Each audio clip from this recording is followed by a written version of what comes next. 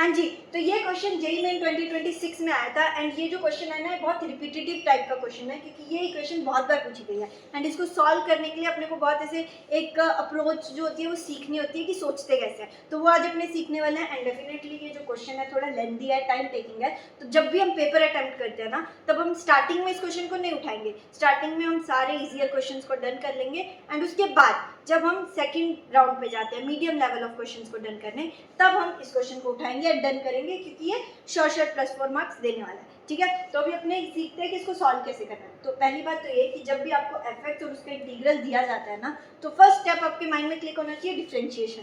ठीक है, क्यों? क्योंकि इंटीग्रल से डिफरेंशिएशन फिर आपको एफ डैश देता है जहाँ से आप एफ निकाल सकते हो। ठीक है, तो आप क्या करेंगे, इसको डिफरेंशिएट अगर मैं करूँ तो वो होगा 2f of x f dash x equals to 25 का 0 हो जाएगा, यहाँ पे न्यूटन का फॉर्मूला लगेगा और उसमें होता क्या है कि पहले ये जो अपर लिमिट है वो उसमें पुट करते हैं, फिर डिफरेंशिएशन ऑफ अपर लिमिट से मल्टीप्लाई करते हैं एंड सिमिलरली लोअर लिमिट के साथ करते हैं। अब लोअर लिमिट न्यूमेरिकल वैल्यू है 0, तो जिसका डिफरेंशिएशन 0 होगा, तो यहाँ पे वो आ जाएगा f of x का square plus f dash x का स्क्वायर। ठीक है, अब देखो यहाँ पे x का डिफरेंशिएशन 1 होता है तो इंटू 1 हो जाएगा। अब इस इक्वेशन को मुझे इंटरप्रेट करना है, यहाँ से मेरे पास fx आ रहा होगा, कैसे? इसको लेके जाओ राइट हैंड साइड, तो वहाँ से आपको मिलेगा f dash x minus f of x का होल स्क्वायर इक्वल्स टू 0।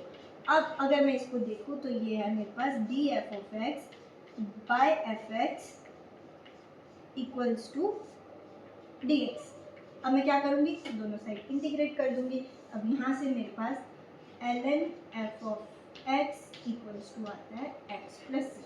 अब देखो, जब भी जनरली हम वो करेंगे ना डिफरेंशियल इक्वेशन को सॉल्व, तो हमें एक किसी कांस्टेंट पे वैल्यू दी जाती है, बट इसमें नहीं दी हुई है। That is the second use of this equation, जो कि क्या होता है, जब भी हमें ऐसे दिया तो हम एक x की वैल्यू पुट करके उस स्पेसिफिक पॉइंट पे फंक्शन की वैल्यू निकाल सकते हैं। कैसे? अब यहाँ पे देखो, x को अगर 0 पुट करोगे तो 0 से 0 ये पूरी टर्म 0 हो जाएगी, तो वहाँ से अगर मैं देखूँ तो मैं यहाँ पे x को 0 पुट कर दूँ। अच्छा, अगर मैंने x को 0 पुट किया तो मेरा f of 0 का स्क्वायर जो है वो आ रहा है 25।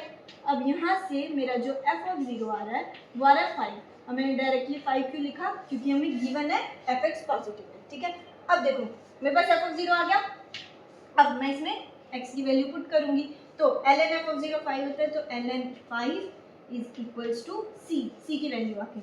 अब मुझे करना क्या है, मुझे f of log 1 plus f of log 2 इसकी वैल्यू निकालनी है। अब ध्यान से देखना, fx चाहिए तो मैं ln को उधर लेके जाऊंगी, तो ये क्या होगा, fx इक्वल्स टू e की पावर x प्लस c, और c मेरा ln 5 है। अब इसको अगर आप ब्रेक कर देते हो तो वो आता है 5 e की पावर x, राइट। अब 5 e की पावर x ये आ गया।